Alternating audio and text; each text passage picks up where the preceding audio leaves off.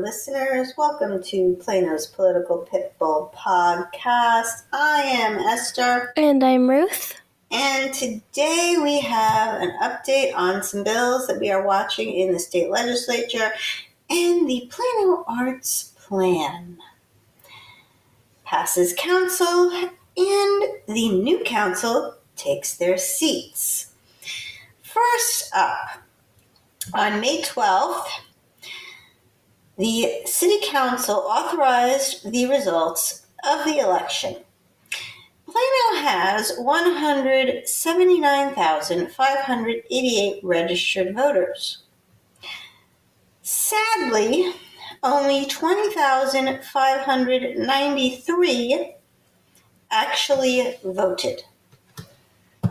That is a paltry 11.46% of registered voters came out and voted in the May 5th election. Wow. Wow. That's it, wow. How about where were the other 100,000 or so people Well, came out, who stayed home actually? They stayed home. They didn't come out. They had 2 weeks to vote. 2 weeks to vote. Didn't vote. well, considering other local elections, that's not a bad number, right? In comparison? Did we hit a record, or is that just average? It's pathetic. I'm saying in comparison to previous. I'm also being facetious. I don't know. I mean, I would say that it's probably average, but still pathetic. I'm sorry. What is wrong with people? I don't understand. The whole reason this podcast started was because people were not watching what City Council was doing. The papers were pretty much useless. We've got the community impact. Nobody reads the paper anyway. Okay. They have barely anything on City Council in there. Again, nobody reads the paper anyway, so. Okay, fine. But if you were going to read the newspaper, that would be one, which is technically more of a newsletter. The other one is the Plano Star-Courier, which again, if you want to find out how your high school football team did, that's a great source, but not much for anything else. So we realized there was a hole. So the reason why the blog and the podcast all started was to inform people so that they would know who was out there, who was running, what the city council was doing, and to help inform the people. And yet, 11% come out and vote for people who are going to have more effect on their lives than any other government official out there. I've said it once and I'll say it again. People don't realize that. Yes, I know. I know they don't realize that. It sucks. I don't get it. You know, I always voted in every election. If I came from a state where we actually got a sample ballot in the mail. So we knew when every election was, we got to see who was on the ballot, and the days before the internet, we couldn't look anybody up. But I voted in every single solitary election, no matter what it was for, because I knew that it all mattered. You know what I blame? Mm-hmm. I blame the media, because think about it. What does mainstream, what pretty much everyone is going to look at, it's all national or international news. If you watch cable news, yes. I'm not even just talking about cable news. I'm talking about even like online news that you might see on articles and such. Mm-hmm. It's not, you don't see much about local news. Local news isn't really reported on as much as national or international. And also, the national and international catastrophize a lot. And so you're more concerned about that rather than local, which you don't really hear much of, and it's not catastrophized. Right. And our hub I think I said that word wrong. it's okay. I know what you're talking about. Our hub for the news, for the local news anyway, in television, is Dallas. We are a suburb. So, of course, Dallas is going to get more news and more stories in the news than the rest of the DFW area, or Dallas and Fort Worth, shall we say, and the rest of the suburbs, not much. Unless there's some kind of, catastrophe, stabbing, a shooting, if it bleeds, it leads. So yes, if there's some kind of catastrophe, then the suburbs will make the front page or the A block of your news report. City council stuff isn't going to cut it unless you have what was his name? Where Plano made it to... Alex Stein. Alex Stein. Unless you have an Alex Stein moment. Yes. It's not going to make it. It goes viral. Yeah. Yeah. They're like, no one cares about that. No. So the new council came in and they took their seats, and it is so sad to have seen Anthony and Shelby leave. And Rick Smith, I'm going to miss him too. But I will definitely miss Anthony and Shelby. And to see somebody else sitting in their seats... It's probably weird, right? Well, it actually kind of made me mad. Oh, no. Yeah. It did. Especially the people that got elected to their seats. You could not get more opposite than Steve Levine and Shelby Williams. They are polar opposites. Well, to see him sitting in Shelby's seat was so weird. Well, we'll have to wait to see what he does. Reserve judgment. He's already started, so, which leads me to my next topic.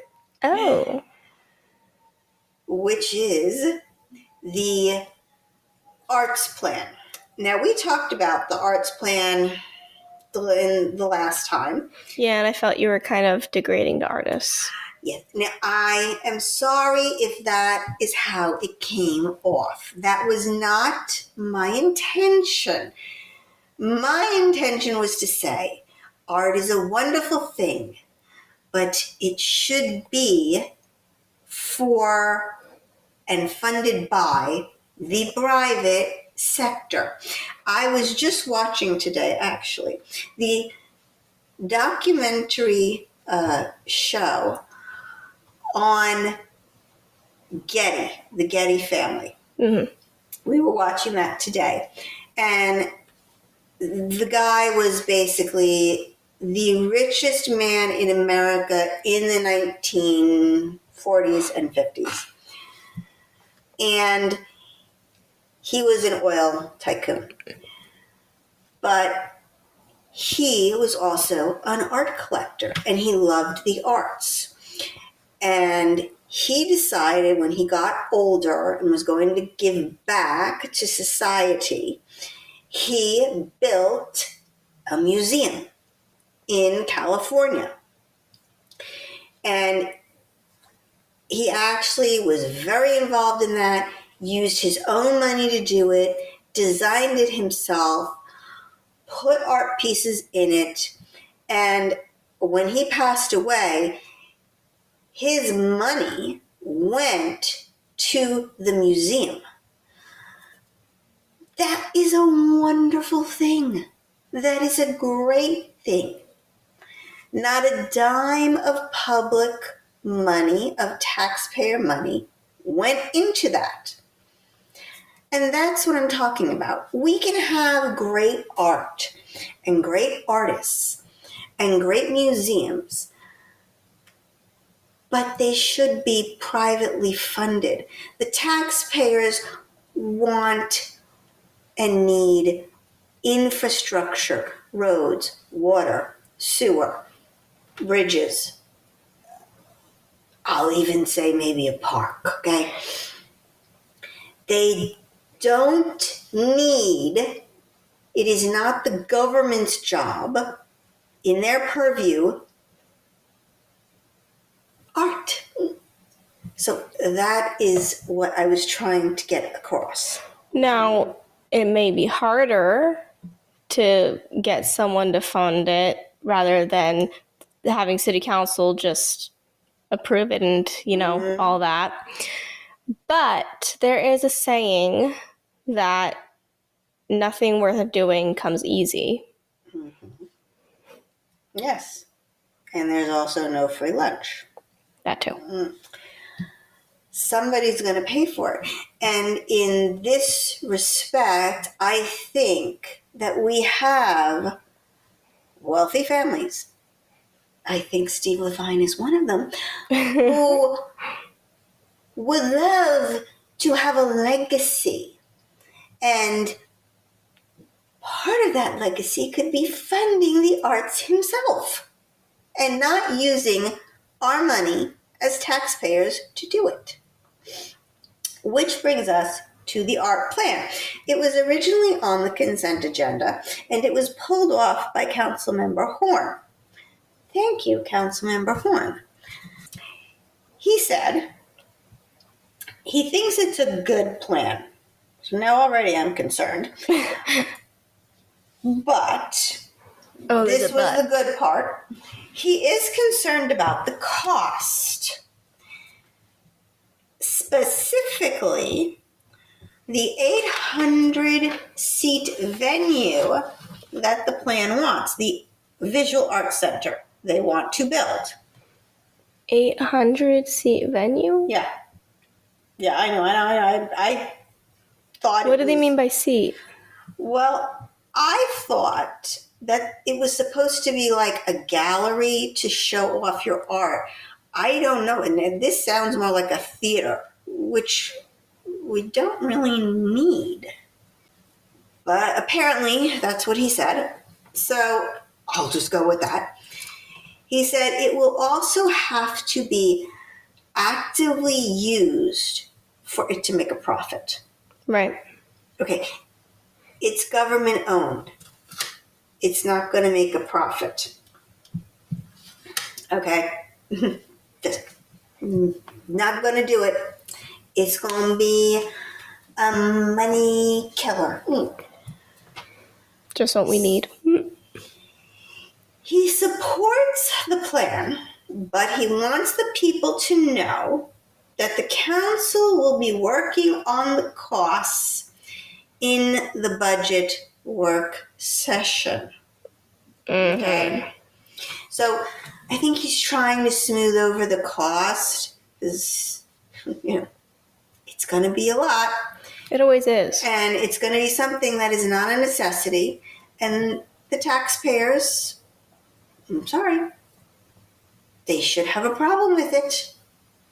So then Steve Levine speaks, and he likes the plan very much, but he wants a workshop with council and stakeholders. And the stakeholders to him are artists. And he wants to iron out some concerns that some of the stakeholders have on the plan. Specifically, the Plano Symphony. We have a Plano Symphony here. Apparently, we also have a Plano Choir, which I did not know about until recently. But apparently they have a concern. I want to know where the Plano Choir plays at, because they must have somewhere they play. I don't know where. I don't know. I even tried looking it up. What I found was mostly private choirs, like small individual stuff. I didn't see like a community choir anywhere. I will ask the person I heard it from. Yes. Ruth likes to sing. She actually is in a community choir in Dallas. Well, the vote was quite interesting. It passed 7-1. And the one was new council member Bob Kerr, whose name is spelled Kehr, but it's pronounced Kerr. Go figure. I don't know. So that was the really only thing of interest that was going on May 12th. They had some sewer projects and some water projects that they were discussing, which, yeah, we do need. Actually, I will tell you that they approved some sewer improvements to the amount of $16,139,315. Now, see, that is an important thing because we need to be able to flush. Okay? I'm all for that. I am not for taking money that could go to our sewer repairs and putting it towards a art facility. Now on to the legislature, the state legislature. So I have some bad news, some very important emergency news here. SB 840 passed out of the House and is on its way to the governor. This is the bill that would convert commercial to residential by right. In other words, if you own or if somebody owns an office building and they want to convert that to residential apartments, with this bill, if the governor signs it, they will be able to do that without going through rezoning. This is a horrible, horrible, horrible bill. We talked about it before. It would destroy cities. Georgetown said that if they were included in this, they would have over 1 million apartments. I am sure Plano could be the exact same thing. Our business park theoretically could be gone. We will be apartments and houses and no business. That's not sustainable. It's not. For years, I know the people who own the land that Trader Joe's is on. Not Trader Joe's. Trader Joe's leases it. But that strip mall is owned by a company. And they have wanted to bulldoze that place and turn it into apartments. What? Mm-hmm. They've had major pushback, probably because Trader Joe's is very popular. Well, also there's other things on that strip that I like too. Yes. I think there's a Half Price Books. There's a Half Price Books that does very well there too. There's a bunch of stuff there. And for a very long time, the owners of that have been contemplating tearing it down and turning it into more apartments. And nobody in the community wants that. So they're not trying to do it. Well, we want our stores. Here, they could easily say, let's go and just turn that into apartments. So, the only thing that will stop this bill now from becoming law is the governor's veto. We must write, call, do whatever you have to do to get the governor to veto this bill. The fact that they would pass a bill that would allow a developer to just bulldoze someone's business without having to go to city council for approval is just baffling. Yeah. Well, Yeah, or convert the building into apartments. You don't have to, if it's, let's say, a 15-story office building and you've got tenants there, but he thinks he can make more money by turning it into apartments. I'm not even just talking apartments. I'm just talking about the principle of it. Mm-hmm. Well, they don't own the building. They're leasing. So It's still wrong. I agree. The whole thing is wrong. It's wrong to preempt local zoning. The whole thing is wrong. So here's what we need to do. Please go to the governor's website. You can call the number listed or email him. You have to go to the contact page. If enough people call and tell the governor to veto the bill, he will do it. He has already vetoed one bill so far that I know of. A link to the governor's website is on our Facebook page. I posted about this when the bill passed. I will also put a link on our website, planospoliticalpitbull.com. This is very important. We need to stop this bill. And the only person who can do it now is the governor. And if enough people tell him to veto, he will veto. I don't think this is high on his priorities. So I think he won't want to risk the political capital by not vetoing this bill. But he's got to be informed that a lot of people don't want it. Yes, he does have to be informed that people think that this is a bad idea. If nobody calls, or if not enough people call and write, then he'll sign it. And it'll be law, and there'll be nothing we can do. And the bulldozers will come. I have some good news on one bill we were following. So SB 15. This is the bill that had the 1,400 square foot maximum on residential lots. Oh, the claustrophobia bill. Yes, the claustrophobia bill.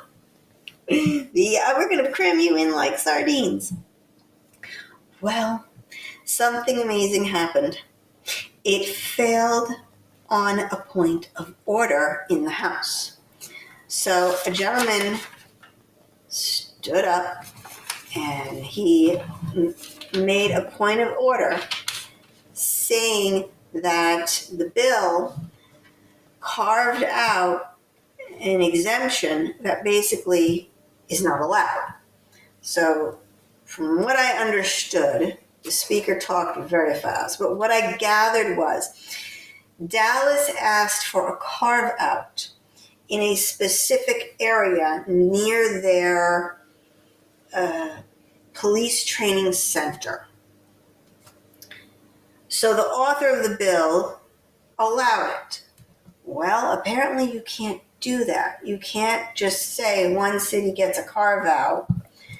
So yeah, that's not right.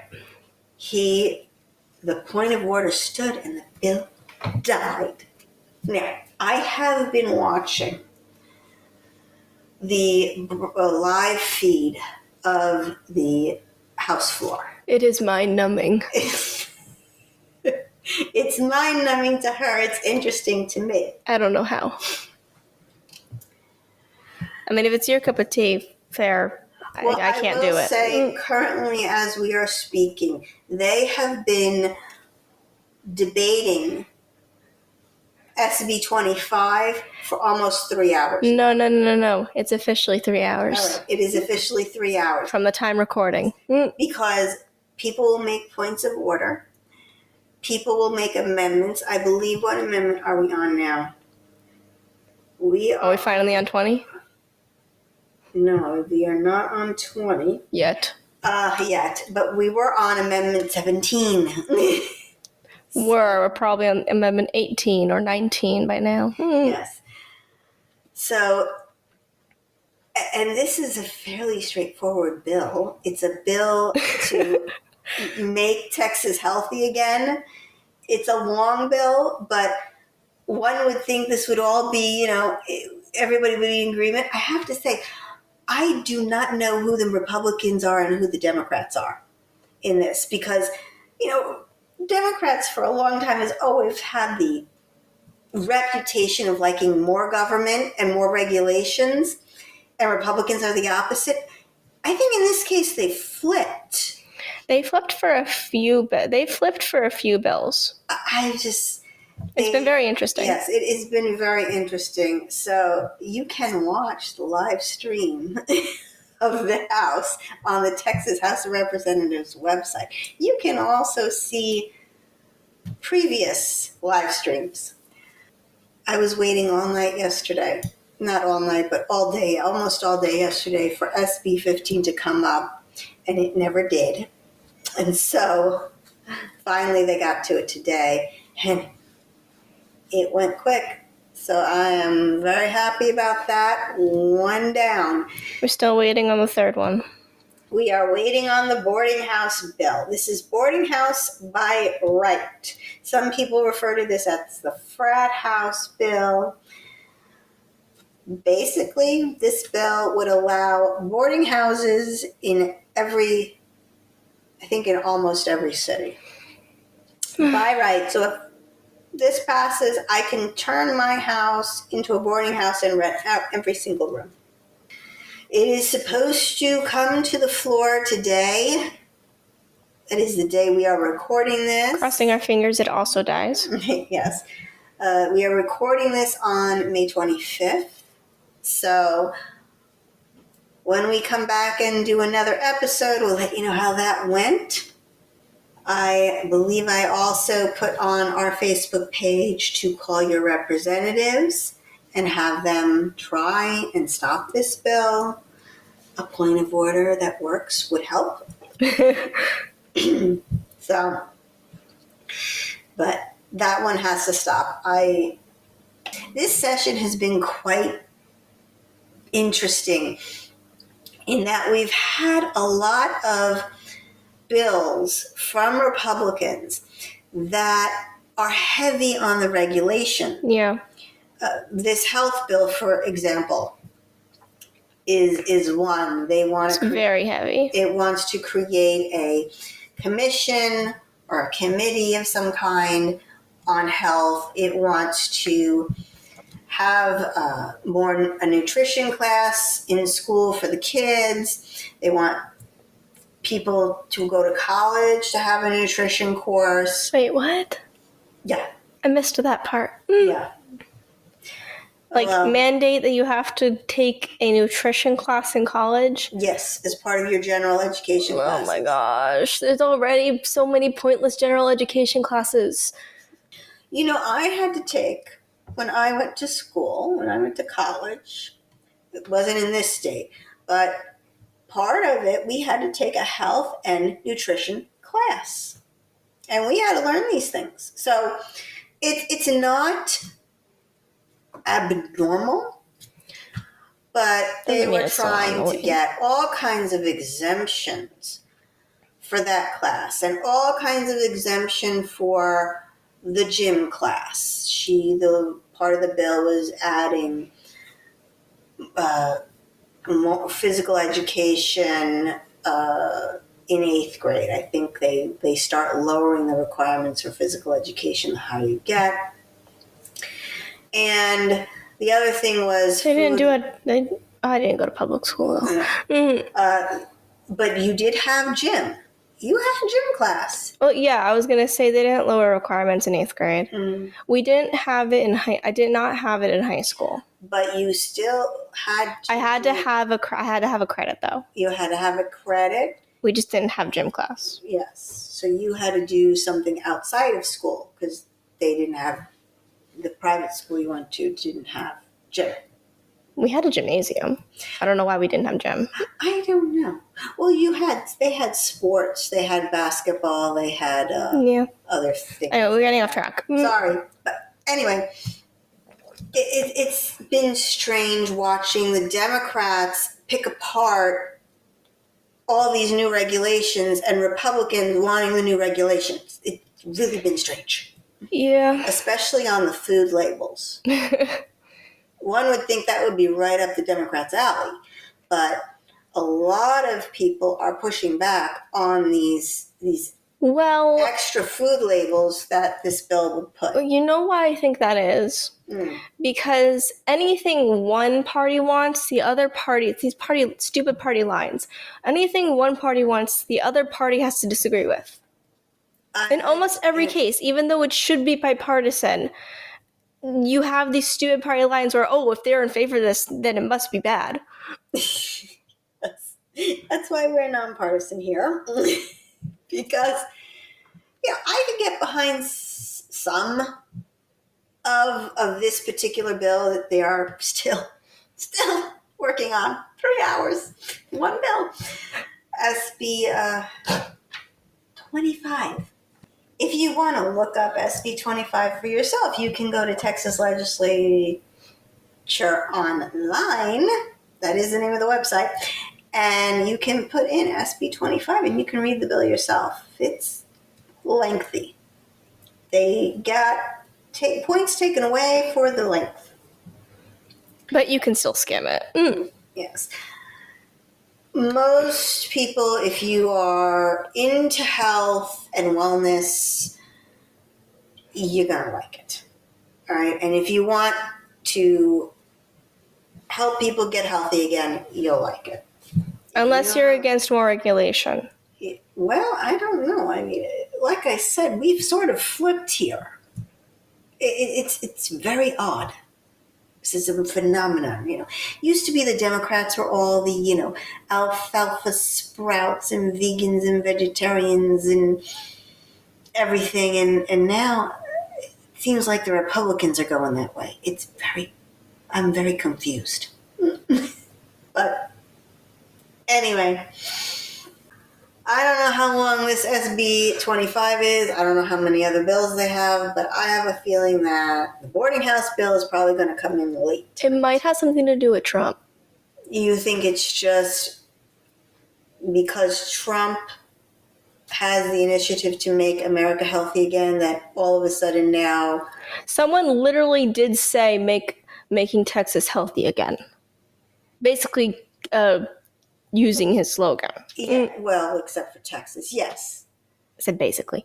So this could just be... Copycat.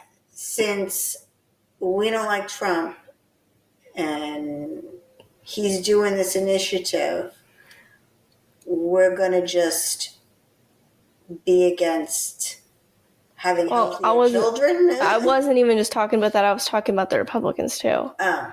That because he's doing that they are now on board with it. Right. And, Well, we'll find out we'll see what happens.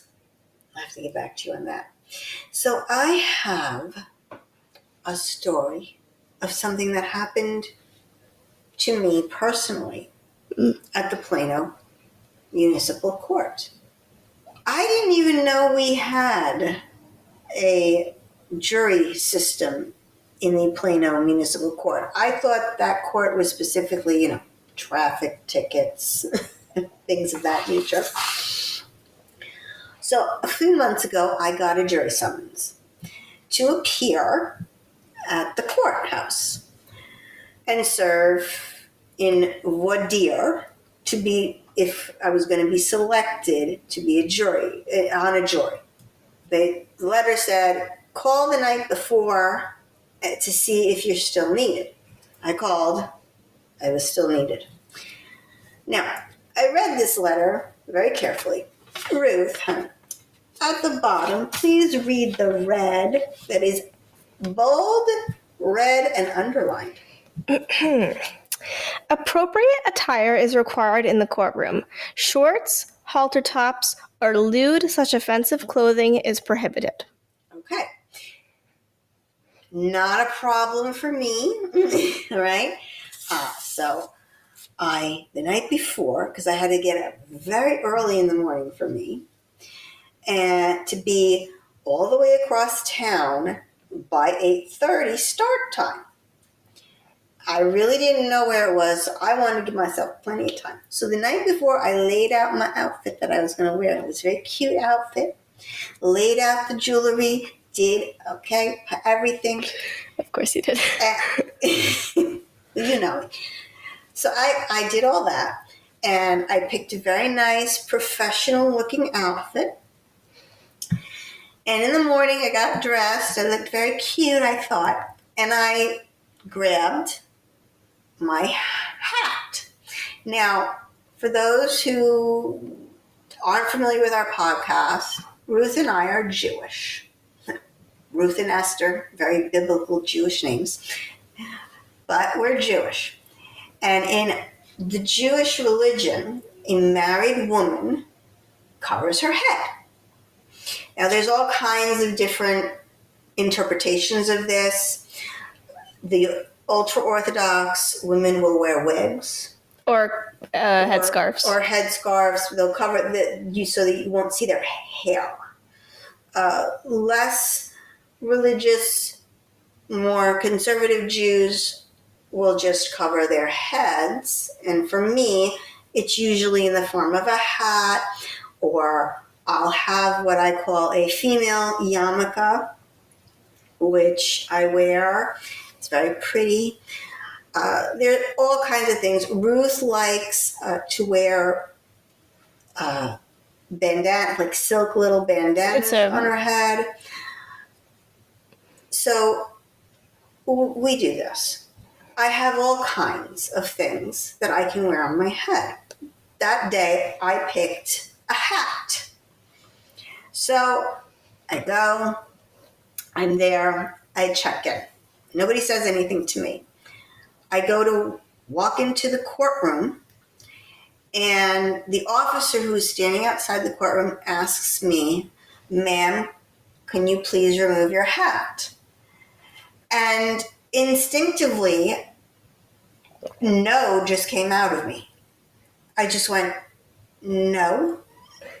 And he kind of laughed at me. And he said, well, the judge doesn't allow hats. And I said, that wasn't in the letter I got. It said a lot of other things, but it didn't mention hats. The woman who checked me in said, oh, yes, it did. And it's also right here on this sign that was on her desk. And at the very bottom, the last word was no hats. I had a whole bunch of stuff and then no hats. And I said, no, ma'am, I'm sorry. It did not say anything about hats. And that sign does me no good at home when I was at home picking out my outfit. I said, I could have worn my yarmulke, but I didn't bring it with me. So they had me sit outside of the courtroom because the bailiff needed to ask the judge if it was okay that I wore my hat. After I explained that I'm Jewish, I have to cover my head with something. Like I said, something is always on my head, whether it be a hat, a bandana, a headband. She never goes outside without it. Right. Like, I'm not married, so sometimes I might go outside without something covering my head, but I like to also just do it for symbolic reasons, just to, remind myself God's above me. Exactly. That is one of the reasons they say we do it, to remember that God's above us and watching us. So I'm sitting there and I'm grumbling to myself in my head, this is ridiculous. So the bailiff comes out and he says, ma'am, come right in. I am so sorry for the inconvenience and the trouble. And I said to him, oh, that's all right. We're used to it. Kind of like, yeah, been there, done that before. Interestingly, the officer who first told me to take off my hat, when I had said Jews cover their head, he went, I've never heard that before. And I'm looking at him like, you gotta be kidding me. I guess he's never seen an Orthodox woman before. Because they literally have no hair showing. Okay. The other thing that was going through my mind when he said that was, we're in Plano. We have a Chabad. Those are the ultra-Orthodox. We have a conservative temple. We have a Reform temple. We've got every kind of Jew here. We've got Muslims. We have Christians. We have all different kinds of faiths. They are telling me that they have never seen a Jew come in that covers their head. I find this hard to believe. But, okay. I mean, maybe he's lived a sheltered life. I don't know. Maybe he's new in town. I don't know. Okay, to be fair, Jews are a minority, especially in Plano. And Orthodox is a subsect of Judaism, so it's even more of a minority. So, you know. Well, I will say, I don't know if maybe they've seen an Orthodox person because we're not Orthodox. We lean kind of conservative. But, and not all Reform or conservative Jews will cover their heads. Right. But the Orthodox, they must be home on Friday night before candle lighting time for our Shabbat, for our Sabbath. We light candles. We have a special dinner. It's sort of like, think of it as Sunday dinner, but for Jews. We have this Friday night dinner. And in the wintertime, it would be very difficult for them to sit on a jury because court ends at 5. If they don't live near the courthouse, they ain't making it back in time before sundown, at least, let alone candlelighting time. So there may have been many Jews who got exemptions because they couldn't sit past 5 o'clock. They have to be home before that, so they couldn't be there in the wintertime at 5 o'clock. And then other Jews might, not cover their heads, so it's no problem. Right.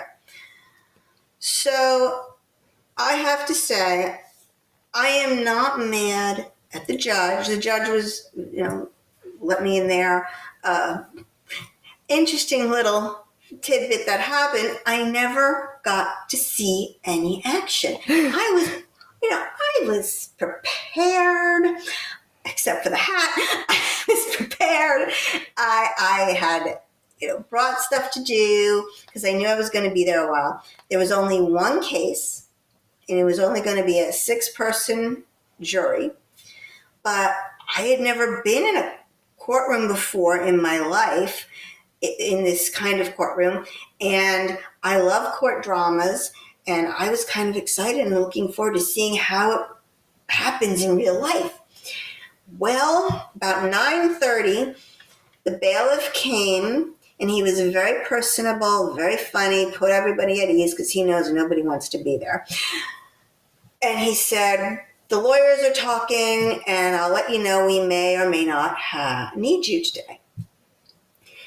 And came back around 9:30 and said the defendant has decided he doesn't want a jury trial, which is probably a good idea.